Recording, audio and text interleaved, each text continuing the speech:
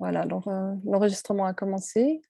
Puis alors pour vous parler du déroulement de cette soirée, donc on va avoir droit à 4 présentations par 4 intervenantes différentes et puis, après chaque présentation, on pourra répondre à quelques questions de compréhension, véritablement pas de débat, mais s'il y a des choses que vous ne comprenez pas, n'hésitez pas. On vous propose de mettre, toutes vos questions qui vous viennent dans le chat.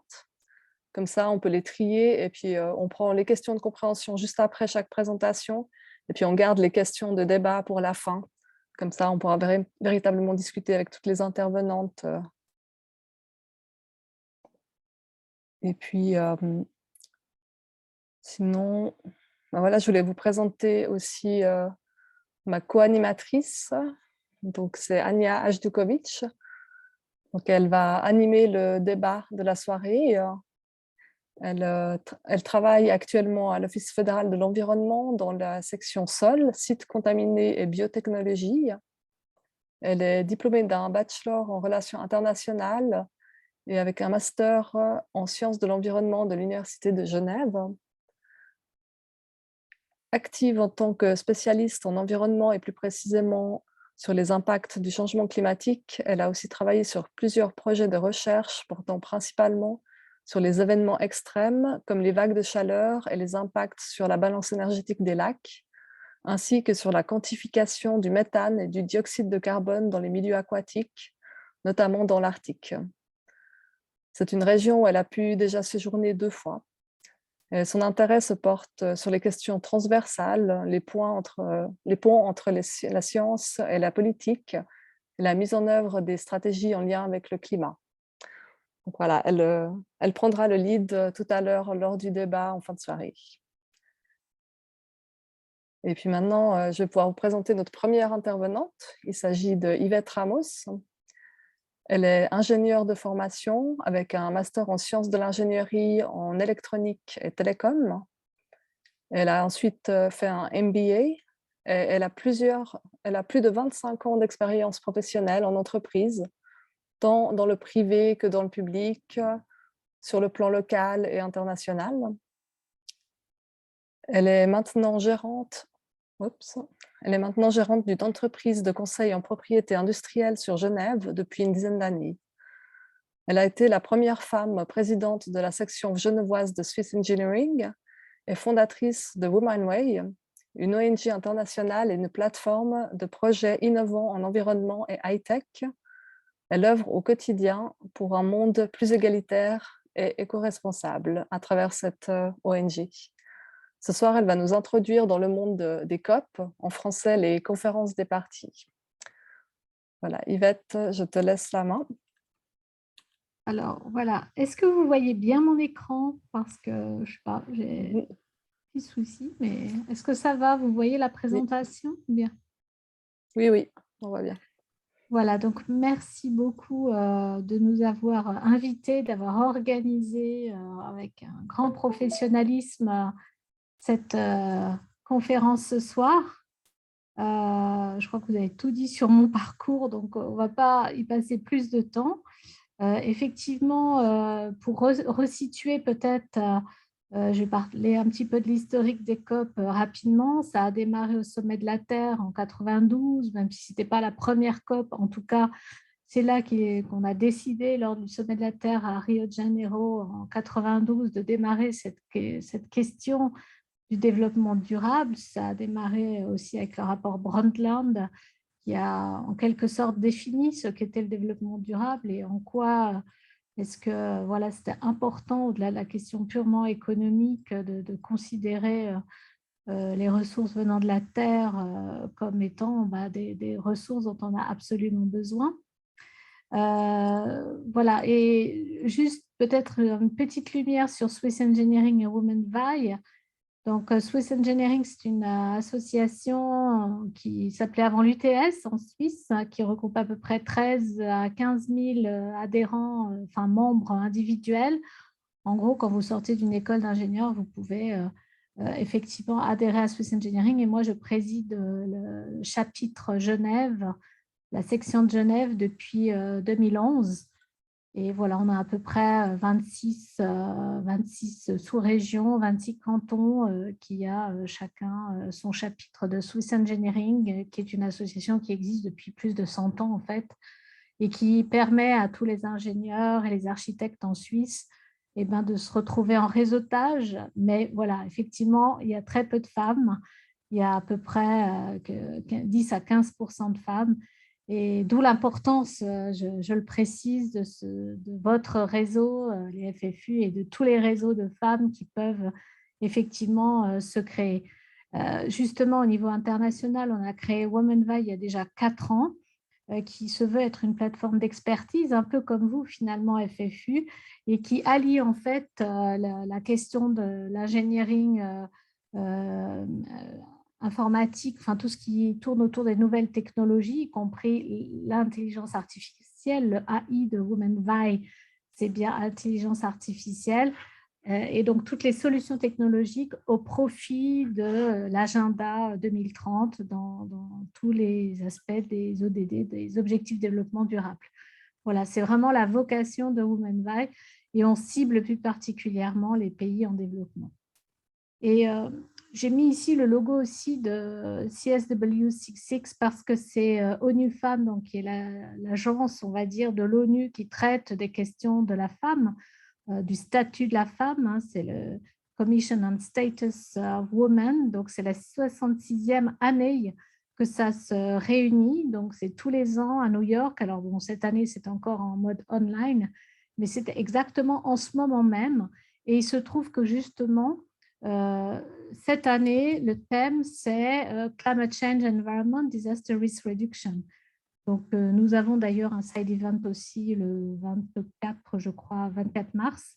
Et je trouve que c'est tout à fait à propos ce que vous nous proposez ce soir, puisque justement, ça traite de ces questions, à la fois de changement climatique, d'environnement, mais aussi de la place de la femme à tout niveau, tant en termes de bénéficiaires, c'est-à-dire que vous savez certainement comme moi que tous les rapports montrent que les femmes, sont parmi les populations les plus vulnérables dans les questions des catastrophes naturelles, dans les systèmes d'intervention, dans la question des migrations, etc. Donc les femmes comme les enfants, comme les personnes âgées, les handicapés, etc. Sauf que nous, les femmes, on représente quand même plus de 50% de la population. Voilà, donc c'était une petite lumière sur effectivement ONU Femmes et toutes ces actions. Pour revenir à notre sujet principal et la question qui est bien posée de dire finalement la COP, est-ce que ça sert à quelque chose? Est-ce que depuis toutes ces années, on en est à la 27e édition cette année, puisque ça va se passer à Sharm el-Sheikh en Égypte à la fin de l'année, finalement, est-ce qu'il y a un progrès ou pas? Donc, dans le cadre de UNFCCC, donc l'agence dédiée, on va dire, au contrat cadre sur la convention cadre sur le changement climatique, donc qui a été décidée au sommet de la Terre et qui après a réuni sa première conférence of parties à Bonn. Et chaque année, ça change, hein, on va dire, de région du monde. Alors l'année dernière, bien sûr, ça s'est passé en mode, c'était à Glasgow, mais l'année d'avant, il n'y a pas eu, puisque justement, il y a eu quand même Covid. Donc, ils ont sauté une année. Mais ce que je veux dire par là, c'est que moi, en tout cas, j'y vais depuis plus de 10 ans. La première COP où j'étais, c'était alors avec la casquette Swiss Engineering et Fédération mondiale des organisations d'ingénieurs, là aussi 90% d'hommes. Eh bien, moi, je vois qu'il y a quand même une évolution. Donc, la première COP où j'étais, c'était la COP à Copenhague en 2009. Et chaque année, j'ai vu quand même une évolution, tant sur la question des espaces dédiés à la société civile, que la représentation des ONG liées au domaine technologique, donc voilà, de tout ce qui est technique, tout ce qui est solutions techniques pour l'adaptation au changement climatique, etc. Et aussi plus de femmes. Donc ça, clairement, je l'ai vu. Il se trouve que, bien sûr, l'accord de Paris, ça a été une première avancée qui a permis, alors là, pour le coup aussi, de recevoir beaucoup plus d'accréditer beaucoup plus d'associations société civile, mais aussi de travailler, comme vous le voyez là, sur aussi bien l'adaptation que la mitigation, c'est-à-dire quels sont les leviers, les facteurs qu'on peut mettre en œuvre pour arrêter ou tenter d'arrêter, en tout cas dans certaines régions du monde, les effets du changement climatique. Alors pour moi, non, c'est absolument pas la dernière chance, mais là, on en reparlera lors du du débat à la fin de cette séance. Et je pense que le tout dernier rapport du GIEC, alors ce n'est pas le tout dernier, celui-ci c'était le mois d'août 2021, depuis il y a eu celui de février 2022, dont je vais parler aussi, mais là on a clairement une volonté de renforcer le dialogue d'ores et déjà avec ce qu'on appelle les stakeholders, donc toutes les parties prenantes. Plutôt qu'il y ait juste un dialogue intra-gouvernement et intergouvernement, on va élargir le scope et c'est vraiment à partir de Paris, l'accord de Paris, qu'on a commencé à regarder ces questions en particulier. Juste un petit chapeau, à la COP 21, on avait quand même 1600 NGO et 1000 médias. Donc, c'est vrai que les médias, ils veulent faire du buzz, etc. Mais on a fait une petite étude, en fait, c'est sorti de Jean-Marc Jancovici, qui est un économiste français, qui a étudié l'évolution du CO2, qui est linéaire, croissante linéaire depuis toutes ces années, où on discute à la COP. Et ce n'est pas parce qu'il y a eu une COP qui a été positive ou négative que ça influe sur les négociations, en fait. Donc, ce que je veux dire par là, c'est que l'image des médias, de la COP dans les médias, finalement, n'a pas forcément une portée positive ou négative sur les négociations. Donc, il faut toujours se méfier, mais ça on le sait, il faut toujours se méfier de ce que nous rapportent les médias. En tout cas, ma conviction personnelle et mon vécu, c'est que non, ce n'était absolument pas la dernière chance. Là, on a un extrait justement du IPCC Report de février 2022 qui explique un petit peu que non seulement il faut effectivement voir les questions de changement climatique comme étant des questions scientifiques, politiques, gouvernementales, intergouvernementales, mais aussi une question réellement d'intégration des parties prenantes dans le dialogue. Et donc, comment est-ce qu'on peut améliorer tout ça? C'est clairement les prochaines échéances des COP vont nous permettre de répondre à ces questions. Voilà, je ne vais pas faire beaucoup plus long, je voulais juste donc vous prévenir que Women Voice sera à nouveau à la COP en fin d'année. Ce qu'on a réussi à faire, c'était un beau challenge parce que c'était la première année à Glasgow qu'on était présente et on avait un quota de 6, donc il faut toujours demander un quota. Donc, on avait 2 semaines, 6 personnes, delegates de Women Voice par semaine. Et donc, Pascal, Anya, les 2 Amélie présentes aujourd'hui, faisaient partie de la délégation. Et je suis très heureuse de ça. On avait aussi 3 hommes, bien sûr, parce qu'il faut un peu les inclure quand même. Mais voilà, volontiers, si ça vous intéresse, eh bien, je pense que c'est à nouveau un partenariat qu'on pourrait mener pour cette fois-ci à la COP27 en Égypte. Et puis, vous pouvez d'ores et déjà noter les dates. Voilà. C'est à peu près tout ce que j'avais à dire à ce stade et volontiers, je réponds aux questions de clarification et aux questions de débat à la fin. Merci. J'essaie de couper ma présentation. Voilà, mon écran. Merci Yvette pour cette introduction. Je ne sais pas si on a des questions de compréhension déjà. Je vois qu'il y a dans le chat, je ne sais pas si quelqu'un... Bonjour au nouveau. Non, il n'y a pas de questions pour le moment.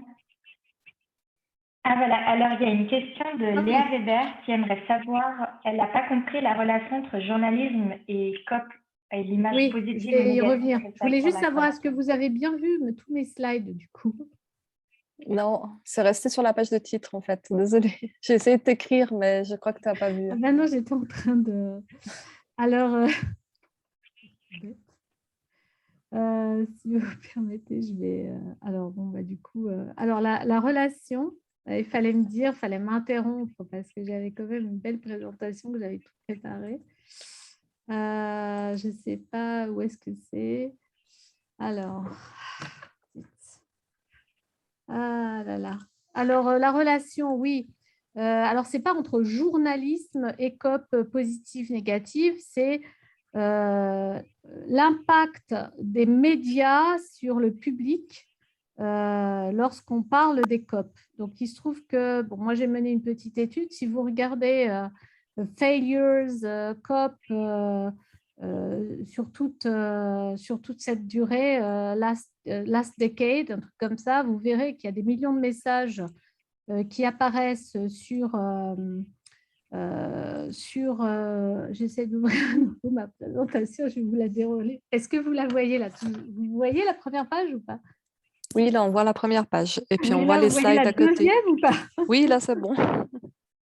Donc, Mince. très rapidement, je reviens sur la question 16W, donc ce dont j'ai parlé, l'accord de Paris, d'accord. Non, ce n'était pas la dernière chance. Donc, 1600 NGO et 1000 médias. En fait, plus vous avez de médias, plus vous avez la possibilité que ces médias veulent faire du buzz, parce que ça doit être absolument les premiers qui vont donner telle et telle info. Donc, vous connaissez l'enjeu des médias, c'est d'être visible, etc., de faire le buzz, etc. Donc, en fait, le lien qui a été fait, c'est qu'en fait, depuis toutes ces années, la courbe du CO2 n'a fait, et la température, donc l'augmentation de température sur la planète n'a fait qu'augmenter de manière linéaire. Ça, c'est prouvé. Hein, c'est les statistiques qui sont dans le rapport du GIEC le disent. D'accord? Donc, donc, on pourrait se dire que, tiens, si finalement les médias disent que c'est un échec, eh ben, normalement, la température va augmenter. Si c'est un échec, c'est qu'on n'a pas réussi à négocier correctement et c'est que la température de la planète augmente plus qu'il ne faudrait. D'accord? Potentiellement, c'est une hypothèse. Après, si vous vous dites, ah non, au contraire, la COP de Paris, c'était fantastique, il y a eu un accord de signé, c'est très positif, etc. Donc, vous allez avoir plein de messages dans les médias qui disent c'était positif, blablabla. Donc, on pourrait se dire, tiens, globalement, la température va baisser et donc on va relever la courbe et cette année-là, ça va être un peu moins. En fait, pas du tout. Il n'y a pas de lien, justement. C'est bien ce qu'on veut dire par là. C'est que quand on analyse l'effet des médias sur les négociations, enfin l'effet de tout ce dont on parle, échec ou réussite des COP dans les médias, donc cet effet-là, l'impact potentiel sur les négociations, en fait, il n'existe pas. Voilà. Je ne sais pas si c'est clair, du coup, je ne vois pas le chat puisque je vois mon PowerPoint. Donc ça, c'est le diagramme qui sort de IPCC rapport, le tout dernier rapport, et qui explique qu'en fait, nous ne sommes pas que dans une logique scientifique et gouvernementale et politique, nous sommes vraiment dans une logique où il faut plus parler, plus communiquer et plus organiser voilà, ce qu'on appelle la méta-gouvernance et qui n'est plus sur un jeu de carottes ou de bâtons, mais bien sur un autre dimensionnement qui est plus sur la relation humaine. Avec les dates donc, de la COP27 du 7 au 18 novembre. Désolée, du coup, j'étais un peu longue, mais bon, j'avais préparé la présentation, donc je vous l'ai remise rapidement. Merci, et puis désolée pour ce problème technique. Désolée, ouais. Est-ce qu'il y a d'autres questions ou pas? Je ne crois pas, normalement. Ok, super. Merci. Non, il n'y a pas d'autres questions, donc je peux continuer. Ok, très bien. Alors, je vais vous présenter notre deuxième intervenante. Il s'agit de Pascale Fresso. Elle est diplômée de HEC, titulaire d'un MBA. Elle gère un cabinet de conseil en management et elle est spécialisée en planification stratégique et démocratique participative. Elle préside l'Alliance internationale pour les objectifs de développement durable, l'AIODD, une ONG qui est présente dans 21 pays et qu'elle a fondée en 2006. Son siège est à Annemasse et elle a aussi été élue locale à Thônes, en Haute-Savoie, de 2008 à 2016. Elle a mis son expertise du management au service des droits de l'homme, de l'environnement et de la durabilité. Son ONG a déjà organisé 1300 actions en 15 ans, notamment 6 villages du millénaire. Elle a été nommée ambassadeur de la paix par le CPPS au Bénin jusqu'en 2019. Ce soir, elle va nous présenter quels ont été, selon elle, les atouts, les enjeux et les défis de la COP26.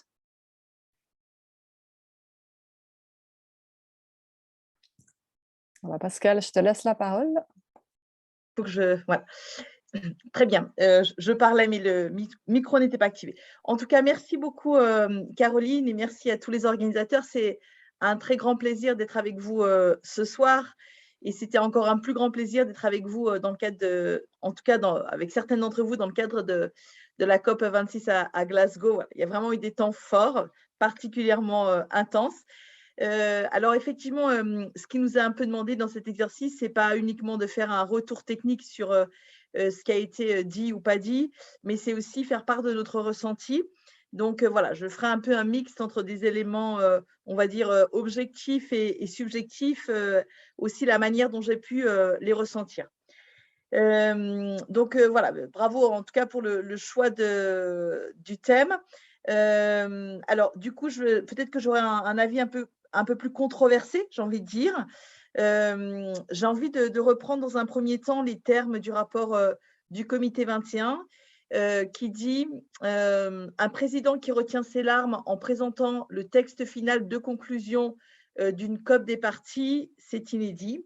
Et effectivement, on était dans ce constat où il y a eu en fait une sorte de yo-yo avec des espoirs un peu déçus et des fortes attentes qui ont généré effectivement, dans certains cas, des espérances par rapport à l'engagement de certains partis, notamment bien sûr l'Inde et la Chine dont on a beaucoup parlé. Pourtant, la COP se termine avec un texte, le Rule Book est terminé, l'accord de Paris est en état de marche, mais il reste ce qu'il a toujours été, un accord où la diplomatie a aménagé, voire occulté l'urgence environnementale, nous dit le rapport du comité 21. Comme l'a reconnu le président Alok Sharma, nous pouvons maintenant affirmer avec crédibilité que nous avons maintenu 1,5 degré en vie, mais son pouls est faible et il ne survivra que si nous tenons nos promesses et traduisons nos engagements en actions rapides. Voilà, je trouve que ce témoignage, en fait, cette conclusion d'un rapport du comité 21 est quand même assez révélateur, c'est-à-dire que oui, bien sûr, l'engagement est resté sur le 1,5 degré, ne pas augmenter la température de plus de 1,5 degré. Néanmoins, ça implique effectivement une action extrêmement rapide de la part de tous les États. Et aujourd'hui, il n'est pas certain que les États puissent respecter cet engagement.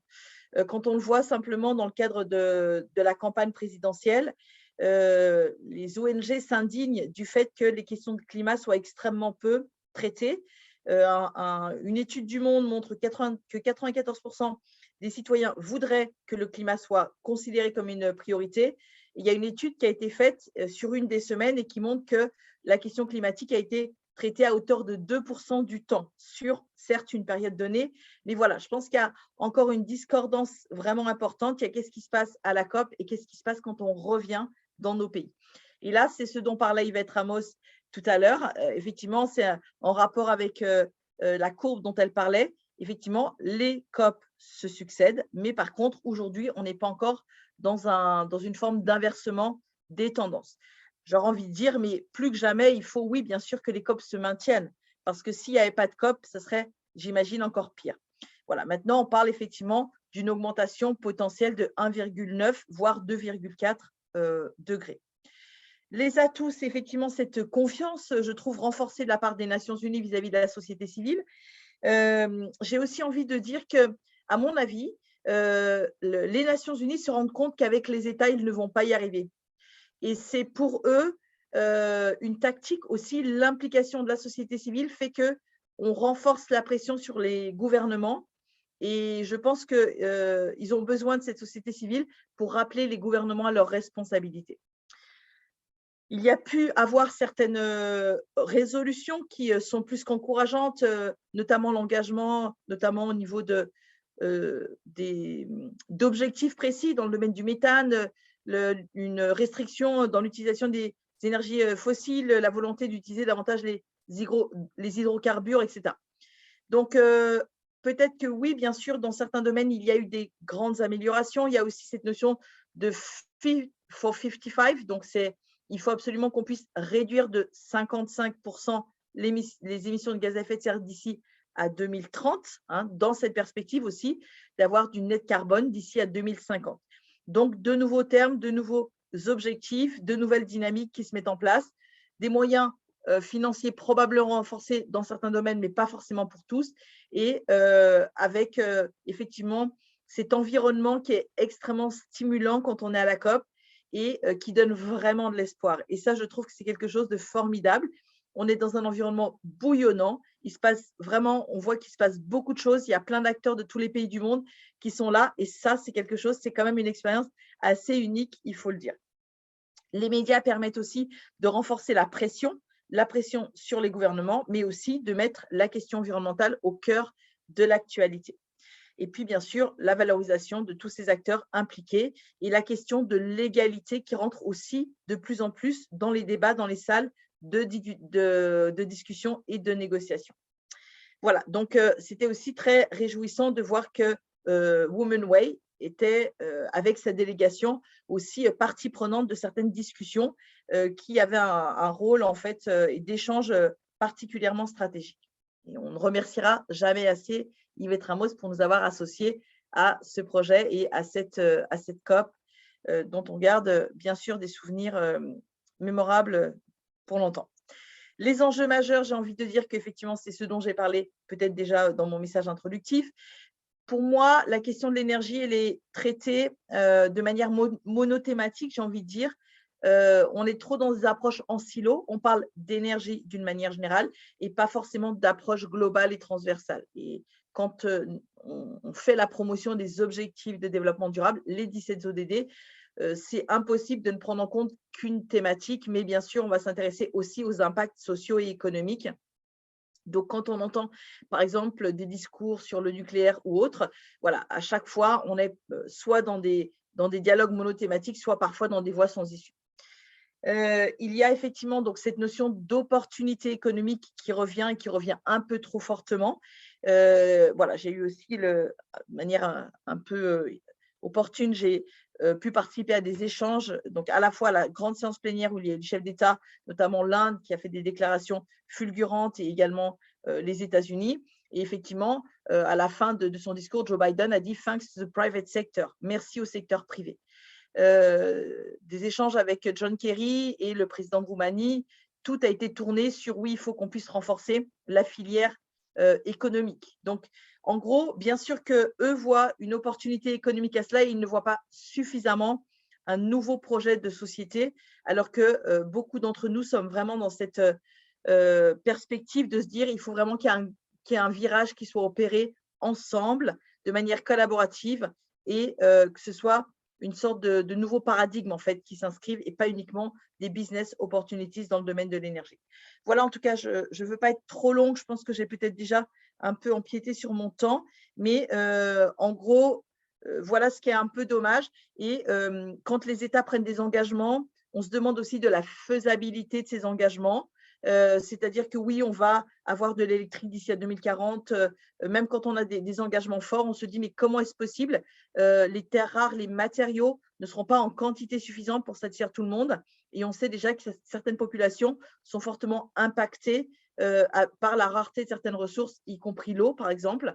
Et bien sûr, des terres rares, le coltan et autres, ce qui génère déjà énormément de conflits. Et si ce n'est pas du tout contrôlé, pas encadré, c'est juste totalement impossible d'imaginer qu'on puisse atteindre ces objectifs tels qu'ils ont été définis. Voilà, en tout cas, je vous encouragerais aussi à lire ce rapport du comité 21 qui est très intéressant et qui dit qu'effectivement, on peut considérer que les populations les plus vulnérables ont été quand même assez largement oubliées et qu'on parle aussi d'une forme de division entre deux mondes, voilà, en deux enceintes antagonistes, celle de la vulnérabilité appuyée par les plus jeunes générations aussi, et celle des opportunités et la volonté de faire émerger des nouveaux modèles économiques. Voilà en tout cas quelques éléments, mais plus que jamais, il faut absolument renforcer l'engagement des gouvernements et surtout dans le même temps s'assurer qu'une fois qu'ils rentrent dans leur pays, qu'ils ont pris leurs engagements, qu'il y ait une forme de déclinaison opérationnelle auprès de l'ensemble des acteurs de la société civile. parce que, à mon sens, aujourd'hui, on est un peu trop dans un one-shot. Il va y avoir 3 ou 4 jours de déclaration et après, finalement, ils vont passer à autre chose. Voilà, donc désolé, mon message est un peu mitigé, mais évidemment que plus que jamais, il faut parler des accords de Paris et bien sûr de l'intégration, de la mise en œuvre des objectifs de développement durable pour avoir cette approche globale et intégrée et opérer ces changements de paradigme. Merci pour votre attention. Merci Pascal. Je pense que c'est aussi important effectivement de voir aussi pas que les points positifs, mais aussi les points négatifs. Enfin, comme dans tout événement et surtout dans toute négociation, il y en a toujours. Est-ce que je peux juste dire merci? Alors, c'était le but, hein, je crois qu'on va commencer à fighter, justement. Moi, je voulais bien dire, quand je n'ai pas regardé que les aspects positifs, je dis que globalement, l'évolution montre quand même qu'il y a plus de dialogue et c'est peut-être là-dessus que je voulais insister. Et merci Pascal, parce que c'est exactement le slide dont je parlais, mais comme je ne l'avais pas moi en visuel, je me rappelais de cette conférence de Jean-Marc Jancovici qui en avait parlé. Et donc, super, tu as montré le slide qui illustrait un peu mon propos là. Voilà. Et qui a réalisé en fait un ouvrage qui s'appelle le Shift Project, le plan de transformation pour la France, et là, avec cette approche intégrée. Janco, Monsieur Énergie et approche globale. Merci pour ces compléments. Alors, pour nos 2 prochaines participantes, donc, c'était leur première COP, la COP 26. Donc, voilà, elles ont pu découvrir ce monde de l'intérieur. Elles vont nous donner un aperçu de leur vécu et de leur ressenti durant ce temps qu'elles ont passé à Glasgow. Mais je vais d'abord vous les présenter. Donc, Amélie Gelman, qui est titulaire d'un bachelor en sciences politiques de l'Université de Lausanne et d'un master en sciences de l'environnement de l'Université de Genève. Elle est spécialiste en environnement et ses dernières recherches portent sur la quantification et les dynamiques du dioxyde de carbone et du méthane dans les milieux aquatiques, notamment à travers l'étude des lacs en Suisse ainsi qu'en Arctique. Elle a aussi travaillé pour le service de l'environnement de l'État du Valais dans le domaine des sites pollués. Elle a un grand intérêt pour les sujets transversaux qui requièrent une compréhension globale, tels que les changements climatiques. Et notre deuxième intervenante, c'est aussi une Amélie, Amélie Bechler. Elle est âgée de 27 ans et originaire de Fribourg. Elle est diplômée en management et tourisme. Et elle travaille depuis environ 1 an et demi comme office manager. C'est ECCO2 Solutions, une entreprise fribourgeoise qui est active dans l'optimisation énergétique des bâtiments. À côté de ses obligations professionnelles, elle occupe également un mandat politique pour les Verts en tant que conseillère générale en ville de Fribourg depuis 2021. Enfin, elle est aussi membre du comité du Festival du film vert à Fribourg depuis 3 ans et depuis 1 an environ des FFUPE. Voilà, les filles, je vous laisse la parole. Oui, alors je vais partager mes slides.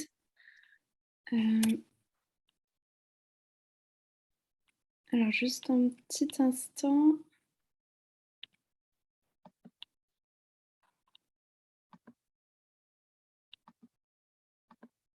Est-ce que vous voyez mon PowerPoint? Oui, c'est bon. Ok, trop bien. Alors en fait, Amélie et moi, donc on était 2 Amélie à aller à la COP 26 en novembre.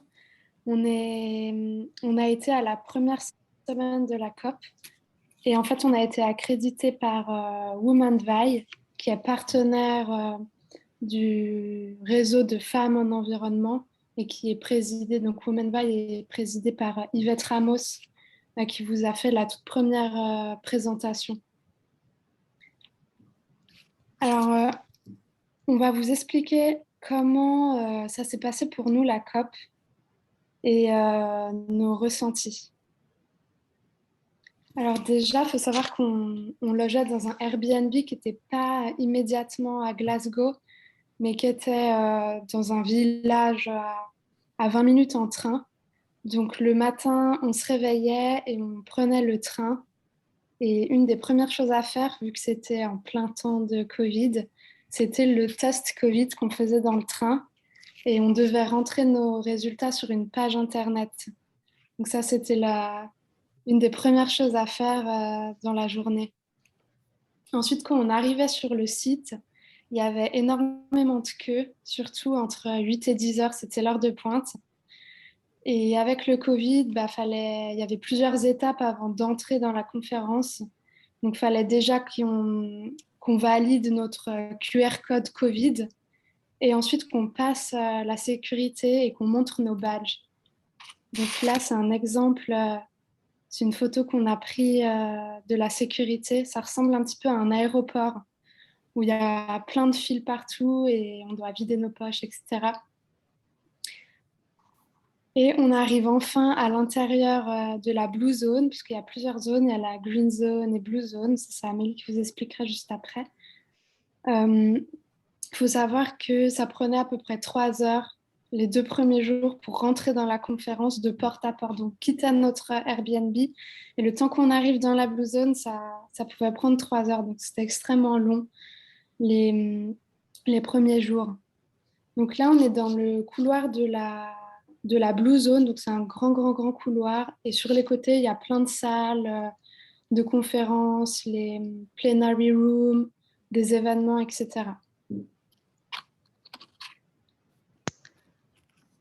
Voilà, donc je vais continuer la présentation. Donc c'était un événement très complexe, rendu complexe notamment par la situation, mais aussi par la grandeur et l'ampleur et la complexité. Donc comme Amélie l'a dit, j'espère que vous allez vous en sortir, mais au final on s'appelle les deux Amélie, c'est égal. Il y avait 2 zones, donc la Green Zone, c'était plutôt un lieu pour, je dirais, la société civile plus ouvert à toutes et tous. Il fallait quand même un billet, évidemment, puisque les places étaient limitées, encore une fois, à cause du Covid. Il y avait des associations militantes et pas mal d'événements aussi. Et puis, notamment un des événements que j'ai pu suivre était en lien avec l'écoféminisme, l'action féministe pour la justice climatique, vu qu'on est quasiment toujours, je crois, que des femmes ce soir. C'était une thématique qui était très présente.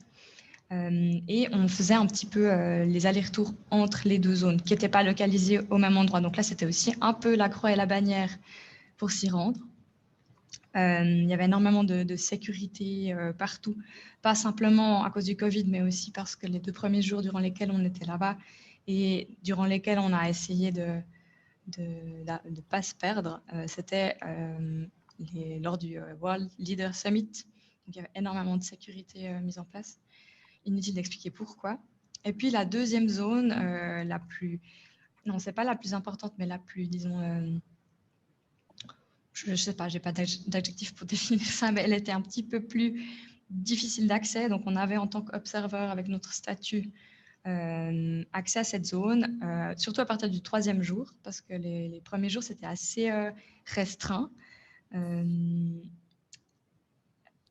dû au World Leader Summit. Et donc, dans la Blue Zone, tu peux cliquer, Amélie, il y a différents...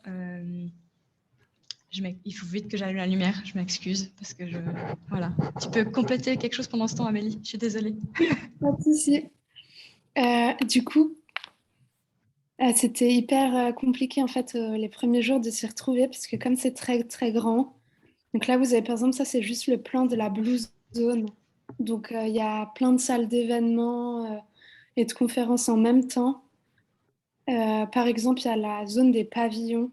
Donc la zone, donc il y a des pavillons de pays, d'ONG, de coalitions d'ONG. Et juste ça, c'est très très grand. Voilà, merci d'avoir complété. Je voyais plus mes notes. Donc, on avait vraiment la complexité de l'événement, elle était surtout liée au fait qu'il y avait des programmes complètement différents. Donc, il y avait les programmes des négociations en tant que telles. Enfin, négociations, je ne sais pas si c'est le terme, mais le programme, disons, officiel et important, si je peux me permettre. Et puis, c'est pas moins important, mais tous les side events, les conférences et tout le côté, en fait, privé. Donc, il y avait des pavillons, comme tu l'as dit, Amélie, avec des pays, des ONG, des entreprises. Et là, chaque pavillon avait son programme. Donc, c'était assez compliqué de s'y retrouver, surtout quand on n'a pas tellement l'habitude. Et si on veut en tirer un maximum de notre présence là-bas, c'est important de comprendre assez vite comment ça marche, où on a accès, qui on peut rencontrer où. Et je ne sais pas combien on a fait de pas par jour, mais vous imaginez, c'était immense. Je ne crois pas qu'il y ait une comparaison en Suisse au niveau de la taille. Mais voilà. Et puis, je pense que tu peux encore cliquer. Voilà, donc là, c'est l'exemple d'un pavillon. Un peu comme dans un forum un peu standard qu'on connaît aussi chez nous. Et puis, tu peux continuer. Voilà. Donc, dans une autre des salles, Non, pardon, ça c'était... Ça, c'était les plenary rooms. Voilà. Où les pays avaient leur siège et pouvaient prendre la parole, faire des commentaires, poser des questions, etc.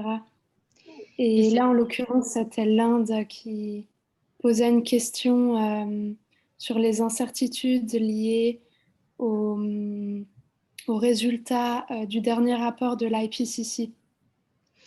Oui, ce qui va nous amener à la slide suivante, effectivement.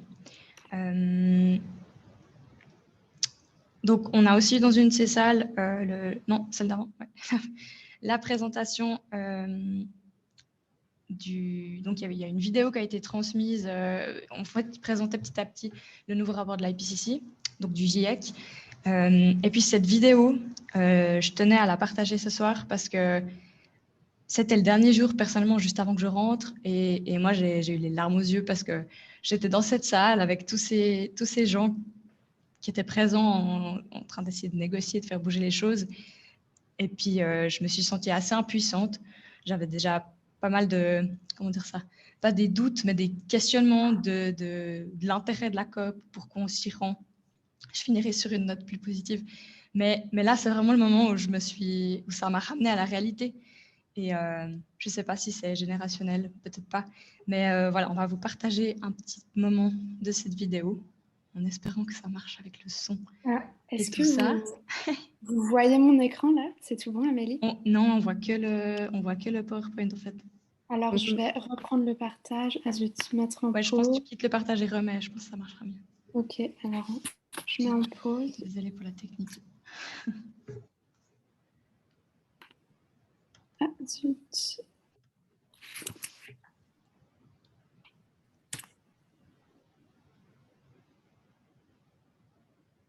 Ah, mais zut. Cette vidéo, elle est assez en lien avec la thématique. Parce que là, on a l'impression que la dernière chance est passée. En fait, pour cette note triste.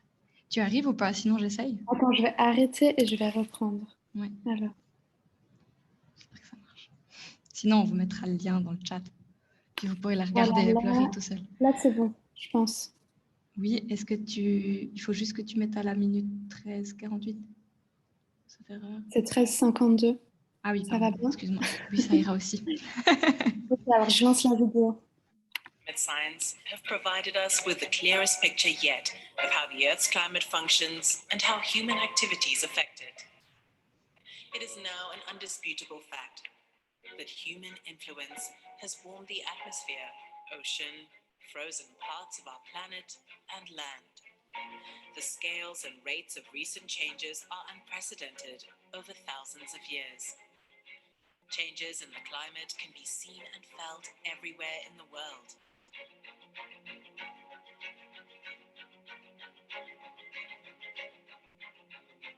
Since our previous report in 2013, there have been major science advances worldwide, from observations, from understanding of processes in the climate system, from global and regional modeling, and from insights from past climates. So we have a much clearer picture of how the climate system works, what has changed in the past, what's changing now, and the possible climate futures. This report tells us that changes in climate are rapid, widespread, and intensifying, and that humans are the main cause of these changes. Understanding these changes and the consequences of future emissions will help governments and the communities to make decisions and take actions. To measure how the climate is changing, scientists have looked at key indicators. The average temperature of the Earth's surface over the last decade is 1.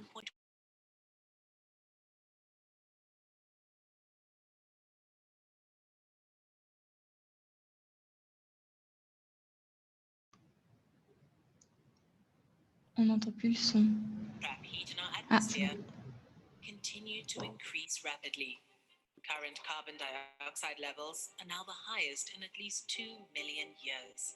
They result from burning fossil fuels and deforestation.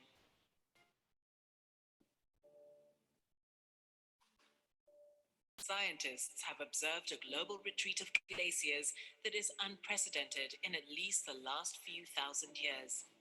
And this warming has far-reaching consequences everywhere, including more hot extremes, heavy rainfalls, droughts, and fire weather.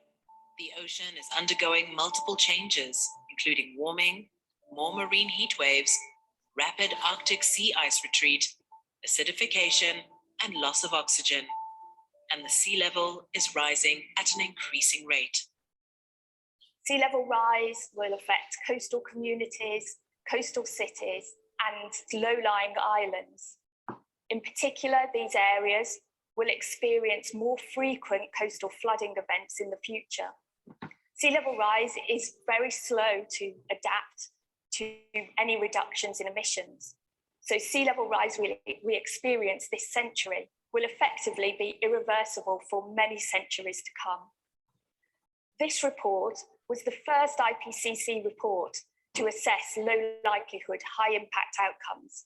So for example, when we assessed future projections of sea level rise, we considered the possibility of large loss of ice from the Antarctic ice sheet, which would lead to many meters of sea level rise over the next few centuries.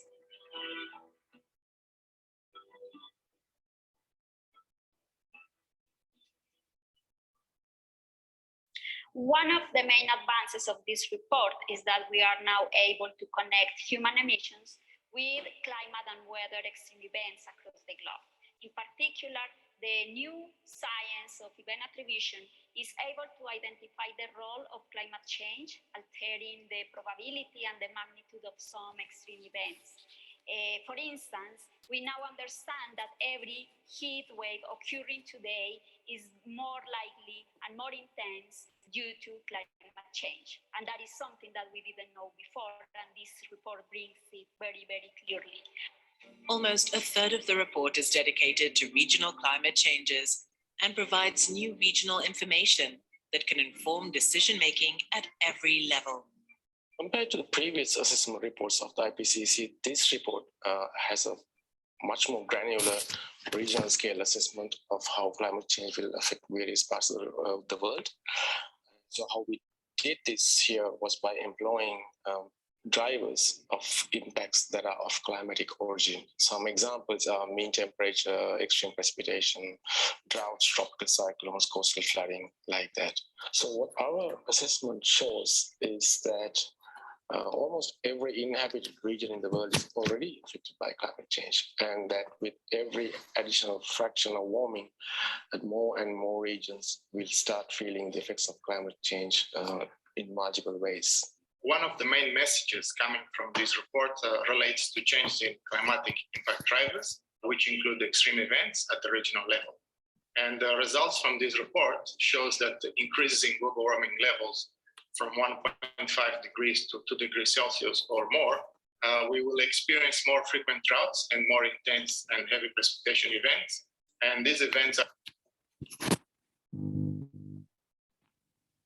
Voilà, donc je crois que c'était là où tu voulais que j'arrête, Amélie. Je ne sais pas où tu voulais que j'arrête, en fait. Oui, j'étais un peu prise dedans, pardon. Non, je pense qu'on peut arrêter là. Bon, le message est un peu clair. Je pense que ça vaut la peine de retourner. Je vous ai envoyé le lien dans le chat. Je pense que tout le monde voit le chat. Oui. Je pense qu'il reste pas mal en fait de ressources et de présentations qui ont été enregistrées de la COP, et c'est aussi un message que je voulais passer parce que ça peut être intéressant suivant sur quelle thématique. Et donc, c'était une vidéo d'introduction à la présentation des différents chapitres du rapport qu'ils ont présentés sur place. Voilà. Donc, je laisse Amélie remettre le PowerPoint parce que je crois que Oui. j'enchaîne tout de suite avec ma partie, c'est ça? Exact. Oui. Parfait. Donc, voilà, à côté de toute cette structure dont on essaie de vous donner une petite vue d'ensemble, il y a également toute la partie, disons, un peu business. Il y a beaucoup de rencontres qui se font. Moi, j'ai eu l'occasion finalement d'aussi travailler un petit peu parce qu'il y avait la Solar Impulse Foundation dont on est l'une des 1000 solutions, plus de 1000 solutions reconnues par la Fondation. Et donc, il y a un peu un paradoxe entre ce qui se passe et l'importance des sujets qui sont discutés et le côté urgence et le réseautage un peu business qu'on trouve à côté, qui m'a fait pas mal me questionner et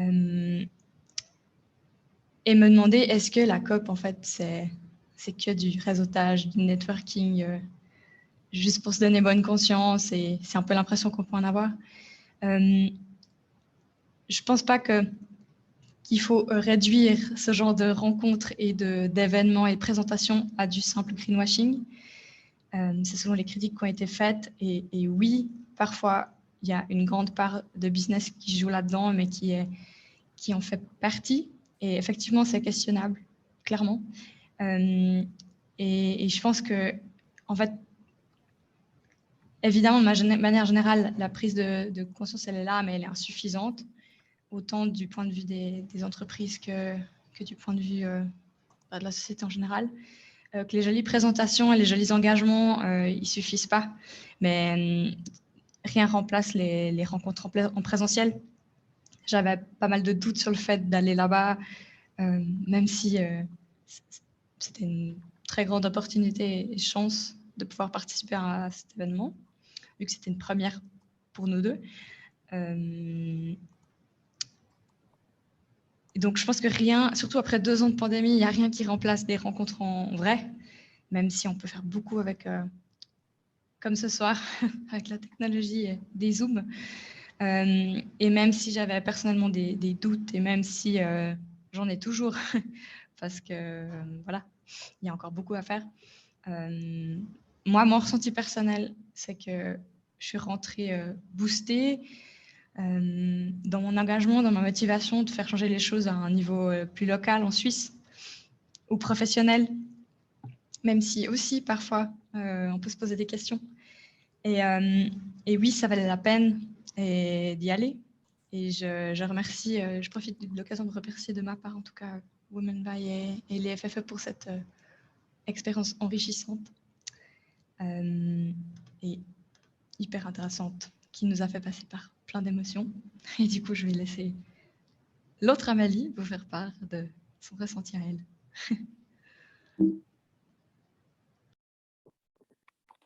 Alors, moi, je rejoins à 100% Amélie. Je pense qu'on est arrivé, on ne savait pas trop ce qu'on faisait là, on était un peu pessimiste, disons.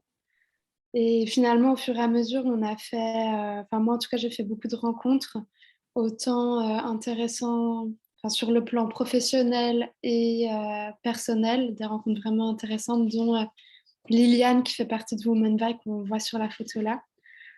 Et ce qui était aussi intéressant pour nous, je pense, c'était l'organisation. Au début, on arrivait, on était un peu paumés parce qu'il y a beaucoup de salles, il faut s'organiser, surtout avec le Covid, il y avait beaucoup de salles à capacité limitée. Donc, il fallait s'y prendre un petit peu en avance. Et parfois, même quand on arrivait en avance, les salles étaient déjà pleines. Donc, il fallait changer de plan, aller voir un autre événement ou une autre conférence. Donc, il y avait un grand apprentissage du last minute. Et moi, j'ai eu la chance de rester 1 semaine. Et le samedi, il y avait la marche pour le climat. Donc, j'ai participé avec le bloc féministe pour le climat. Et c'était vraiment une bonne ambiance. Et en fait, cette journée-là, je pense qu'elle tombait bien pour moi parce que c'était un de mes derniers jours. Et ça m'a vraiment reboosté de voir autant de gens motivés, et autant d'énergie à travers les gens. Du coup, clairement, je pense qu'on est les deux arrivés pessimistes et on est reparti plutôt optimiste et reboosté.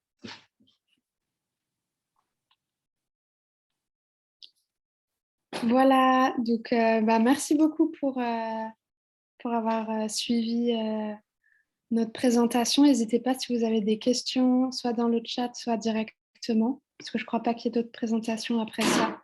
Donc je crois que c'est le moment des questions et du débat. Merci Amélie Gelman et Amélie Bachelard pour votre témoignage. Donc effectivement, s'il n'y a pas eu des questions de compréhension, on peut passer directement aussi au débat, puis aux quelques questions qui ont été posées dans le chat. Oui, alors il y a mes deux questions en fait qui ont été posées dans le chat. Donc déjà merci à toutes les intervenantes pour votre présentation qui a été intéressante et complémentaire. Il y a une question de Léa Weber pour les deux Amélie. Elle vous demande est-ce que vous êtes allé à la COP avec des to-do list à faire, par exemple, que vous avez des objectifs pour parler à telle personne ou telle ONG pour des raisons spécifiques et quels étaient vos objectifs professionnels et personnels aussi. Voilà. Ou si vous avez aussi des to-do list pour participer à des conférences spécifiques ou des sujets à traiter.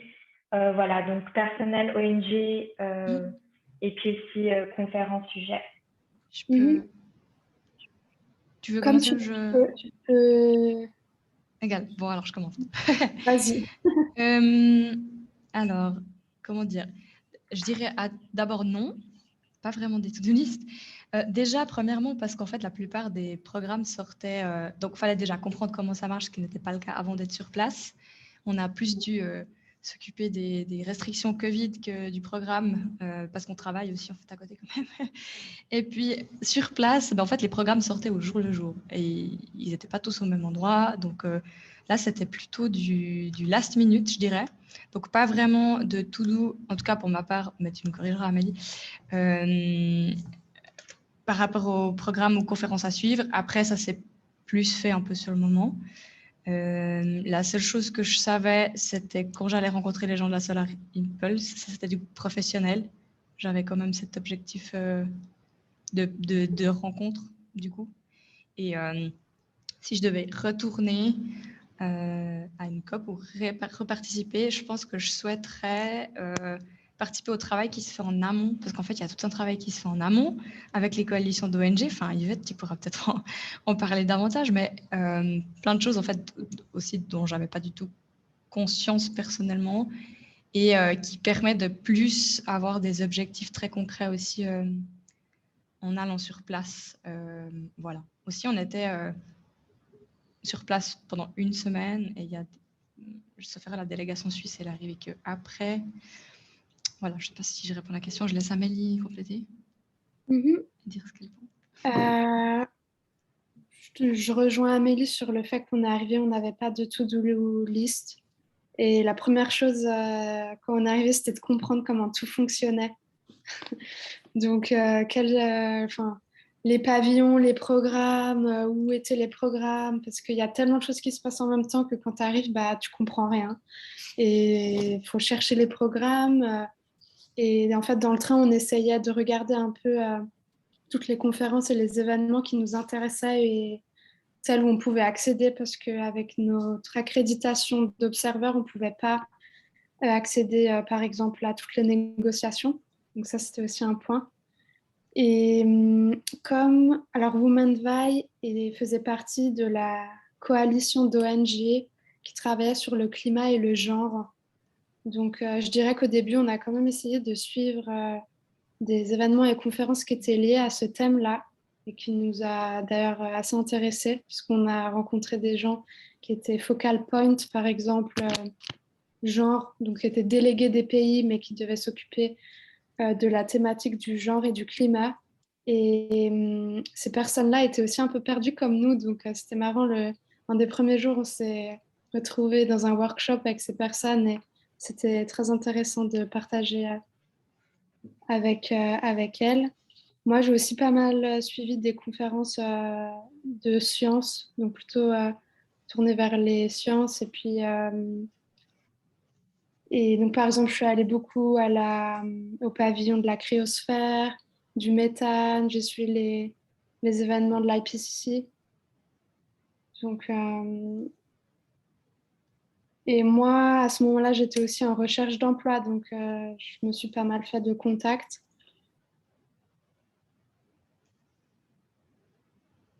Intéressant pour Women Vaille. Donc, ce qu'on a fait, c'était les potentiels partenaires, on a envoyé une liste de contacts à Yvette par la suite.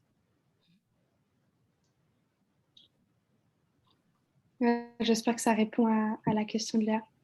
Si je peux compléter peut-être juste, je ne sais pas si c'est possible. Oui, tu peux compléter. Oui, donc ce que je voudrais dire, c'est qu'effectivement, on n'est pas rentré dans le détail des structures, mais c'est vrai que quand vous arrivez là-bas, il faut comprendre que alors il y a le statut d'accréditation ou pas. En fait, il y a les parties, donc les gens qui sont des délégués du gouvernement. En fait, quand la Suisse va là-bas, c'est avec, je ne sais pas combien il y avait de délégués, mais il va y en avoir au moins une vingtaine. Voilà, il y a certains pays moins développés, les PMA, qui n'ont peut-être qu'un ou deux délégués. Et en fait, c'est un quota par jour. Hein. Donc, il y a le High Level Section qui dure 2-3 jours, je crois, au début. Et puis, à la fin, ils se retrouvent où là, au début, vous avez tous les discours des présidents. À la fin, il y a à nouveau les présidents qui potentiellement viennent avec leur ministre de l'Environnement. Et le but, c'est effectivement de signer l'accord, enfin, ou tout au moins de présenter l'accord qui va être signé et avec lequel ils vont repartir dans leur pays pour, pendant une année, préparer la prochaine COP. Et donc, ce que je veux dire, c'est qu'il y a les badges de partis, donc on n'a pas accès, nous, en tant qu'ONG, mais on a le statut juste après quand même. Donc, c'est le statut d'observateur qui vous permet d'assister aux plus grandes sessions, à la majeure partie des sessions. Et tout ça, ça se passe dans la Blue Zone. Et effectivement, il y a une Green Zone où, en fait, là, vous pouvez exposer, venir de manière plus libre, mais vous n'êtes pas vraiment accrédité après à aller au plus proche des négociateurs. Et puis, en dehors de la Green Zone, eh bien, il y a l'espace public à l'extérieur de la COP où là, vous avez, et c'est souvent ce qui est relayé par les médias d'ailleurs, toutes ces manifestations, on a vu une photo tout à l'heure dans la rue, voilà, ça c'est l'espace extérieur où on permet quand même de faire ce genre de manifestations contre ou pour, etc.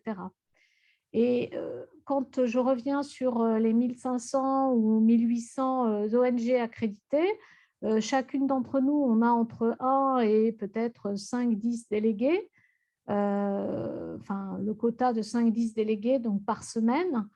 Et effectivement, on est organisé pour aider les ONG, l'espace de la société civile, à discuter avec les high level sous forme de constituency, c'est-à-dire, comme le disait à l'instant Amélie, c'est que nous faisons partie de la constituency du fait des buts de notre organisation qui discutent à la fois du climat et des questions de genre. Mais ça ne nous empêche pas de faire partie des autres discussions, etc. Ça nous donne déjà un peu un guide puisque au préalable, à partir de 2-3 mois avant, on reçoit, en tant que faisant partie de cette constituency, déjà un planning de qu'est-ce qui va se passer sur les 15 jours. Tous les matins, on se réunit, on fait ça, telle soirée, on va donner un award, etc.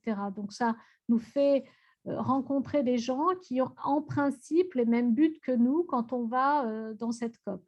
Cela dit, en tant qu'individu, comme vous venez de l'exprimer, on n'est pas obligé d'avoir un but, surtout quand c'est votre première. Et on n'est pas là pour un but forcément, je dirais, d'intérêt individuel, mais plus aussi dans un intérêt collectif qui permet après, avec toute cette manne d'informations, vous rentrez chez vous et vous allez porter la voix au sein de votre association. C'est un petit peu ce qu'on fait là finalement. Après, on peut le faire de manière encore plus structurée. se retrouver entre nous et aller toquer à la porte du focal point de l'UNFCCC, c'est ce que Amélie disait aussi, c'est-à-dire que tout au long de l'année, le focal point du UNFCCC en Suisse, il travaille justement à rencontrer en principe la société civile aussi, et c'est ce que le dernier rapport de IPCC a relaté, c'est que ça ne se fait pas assez. Donc, il faut renforcer ce dialogue, pas seulement le jour où on arrive à la COP, mais bien avant. Donc, si par exemple, ici, il y avait un groupe qui se crée suite à cette webinaire ce soir et qui voudrait aller toquer à la porte de UNFCCC Focal Point de Suisse à Berne, eh ben, ça serait juste génial parce qu'on représente déjà ici 3, 4, 5 associations, par exemple. Voilà. C'est une illustration de ce qu'on pourrait faire. Après, quel message on veut dire, ça c'est autre chose. Il faut qu'on se mette d'accord. Mais en principe, ce qui nous réunit ici, c'est que voilà, on est plutôt pour une écologie, une économie écologique, hein, voilà, pour une question de genre et de climat. Voilà, après, quelles sont les actions concrètes à mener derrière, je ne sais pas. Mais voilà, on pourrait déjà porter cette voie-là. Merci Yvette pour ces compléments. Et il y avait une autre question qui avait été posée par Caroline qui demandait en fait du coup aux Amélie si vous vous souvenez du nombre de personnes qui étaient admises par jour environ à la COP. Et j'invite aussi les participants à mettre des questions dans le chat si jamais. Je ne sais pas si toi tu te rappelles, Amélie, moi personnellement je m'en souviens plus, mais il me semble que c'était de l'ordre du 10-15 000, entre 10 et 20 000, je dirais quelque chose comme ça. Après, là c'était une COP spéciale parce qu'avec le Covid, il y avait moins de personnes admises et on devait avoir le masque tout le temps et les salles étaient limitées comme je l'ai dit.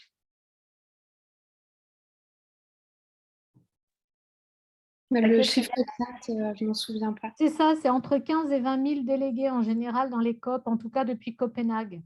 C'est ça. Voilà. Très bien, merci pour cette précision. Il n'y a pas eu d'autres questions, du coup j'en ai pour vous. Alors, je voulais d'abord vous demander du coup aux Amélie toujours, est-ce que vous avez trouvé que la place des jeunes à cette COP26, elle était, est-ce que les jeunes ils étaient présents à cette COP tout simplement, parce qu'on parle beaucoup des mouvements Friday for Future, tout ça, et est-ce que finalement vous les avez rencontrés? Est-ce qu'ils ont accès à la Blue Zone aussi peut-être?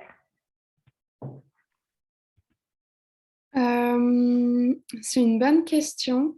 Je sais qu'il y a Youngo, si je ne me trompe pas, qui est une coalition d'ONG de jeunes pour le climat.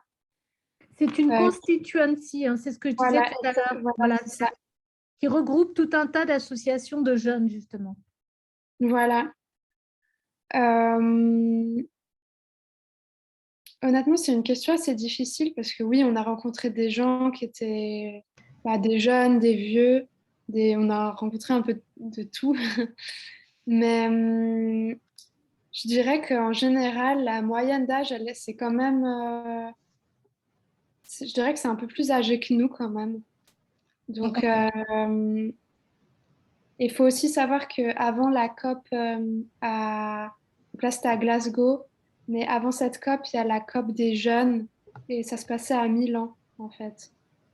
Et après, je ne sais pas comment ils font le lien, s'il y a vraiment un grand lien entre la COP des jeunes et la COP des moins jeunes, je ne sais pas comment l'appeler, la COP officielle.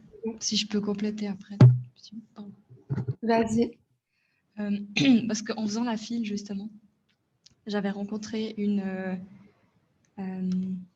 personne qui faisait partie de la Fondation pour la durabilité de l'Amazon, sauf erreur, qui a participé à la COP des jeunes.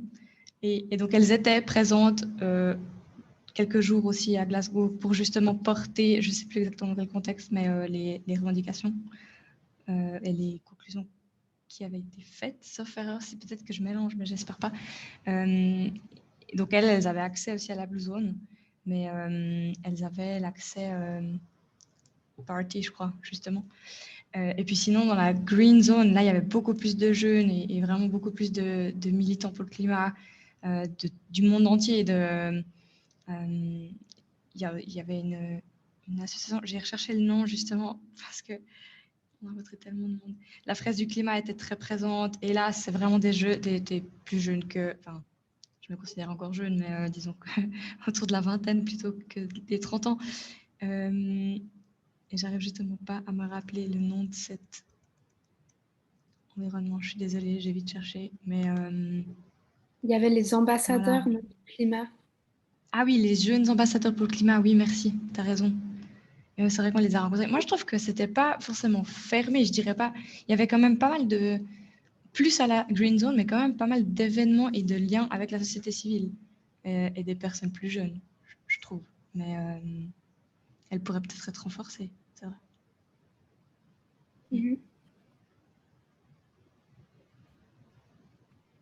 Merci. Oui, du coup, j'étais curieuse de savoir s'ils avaient accès, en tout cas, ou si ça s'était agrandi. Il n'y a toujours pas, en tout cas, d'autres questions pour le moment de l'audience. Donc, je voulais aussi juste vous demander à vous deux, comme c'était votre première COP, est-ce qu'il y a peut-être un souvenir en particulier qui vous a marqué, qu'il soit positif ou négatif, mais quelque chose vraiment de personnel?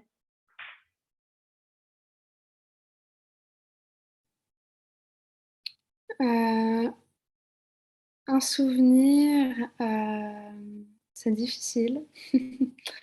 Moi, personnellement, j'ai beaucoup aimé faire la marche le samedi parce que c'était, même si c'était pas dans la conférence, dans le lieu de conférence, mais c'était lié.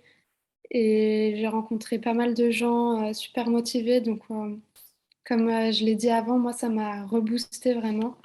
Et le dimanche, j'ai participé à un autre événement qui était dans un hôtel, je crois que ça s'appelait le World Climate Summit, si je ne me trompe pas. Et là, il y avait des workshops et j'ai vraiment beaucoup aimé participer aux workshops parce que je trouvais qu'on était actifs dans la discussion. Donc, on n'était pas juste spectateurs, disons, mais aussi participants. Donc, moi, j'ai beaucoup aimé le dimanche participer à ça. C'était juste avant de rentrer en Suisse.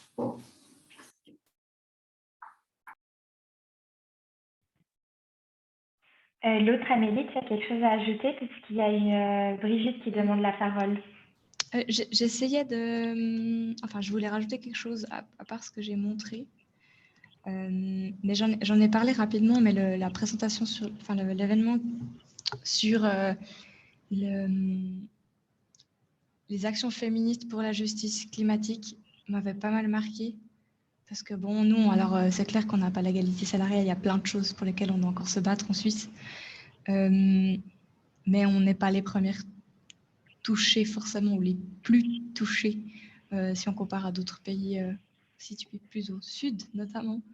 Personnellement, moi, ça m'a assez marqué parce qu'en fait, celle qui présentait, elle était hyper dynamique, elle a le même âge que moi, j'ai eu l'occasion de parler avec et c'était vraiment une rencontre hyper intense et stimulante, voilà. Et ça, c'était dans la Green Zone. Donc, c'était le côté plus, je sais pas comment dire ça, qui a fait ressortir le côté, le fond militant, moi, je dirais. Et puis l'autre moment à la Blue Zone, j'en ai parlé avant. Voilà. Merci beaucoup pour cette précision. Je vais donner la parole du coup à... Alors, comment je fais ça? Juste un instant. À Brigitte qui voulait faire une intervention. Quelqu'un sait comment on donne la parole? Ah, je crois qu'elle peut y aller. Non.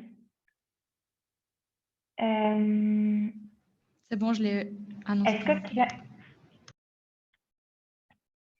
Parce qu'il y a 2 questions dans le chat, mais elle demandait juste la parole, mais je ne sais pas comment la Brigitte, mettre, normalement, c'est votre plus micro simple. doit marcher. En tout cas, je l'ai réactivé. Ah, on ne vous entend pas vraiment bien.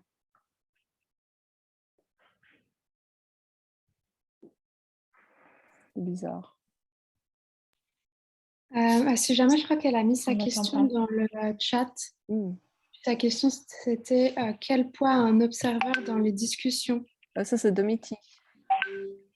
Ah Ça, d'accord. c'est une autre personne, mais il Il y avait Brigitte qui demandait la parole, mais je n'arrive pas à la... En fait, lui Brigitte, donner la elle peut parole. parler. Allez-y, Brigitte, parlez peut-être, non? Ça marche ou pas?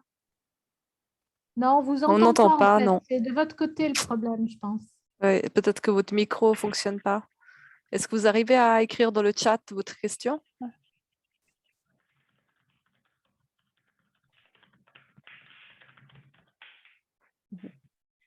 On entend légèrement, je pense qu'il faut juste augmenter le son, j'ai l'impression.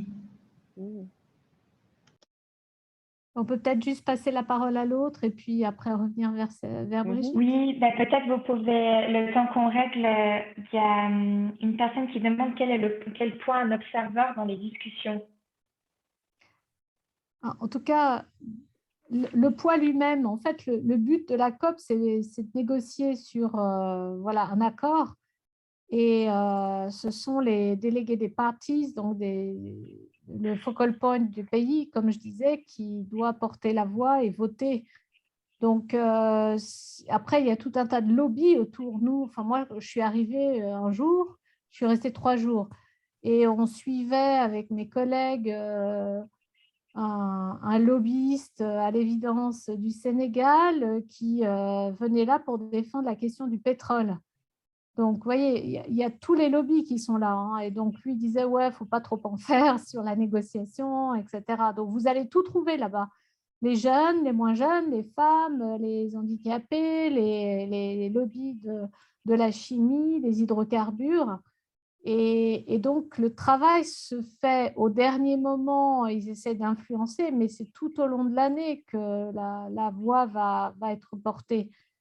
C'est pour ça que j'insiste un peu, mais ce qu'il faut, c'est préparer le travail tout au long de l'année, connaître son focal point, essayer de lui demander comment il se positionne, comment il positionne son pays. En fait, ce n'est pas lui ou elle physiquement, personnellement, individuellement, mais se rappeler à elle ou lui quand on est à la COP. Mais le poids de la société civile, en principe, il ne se joue pas au dernier moment à la COP. C'est illusoire de penser ça.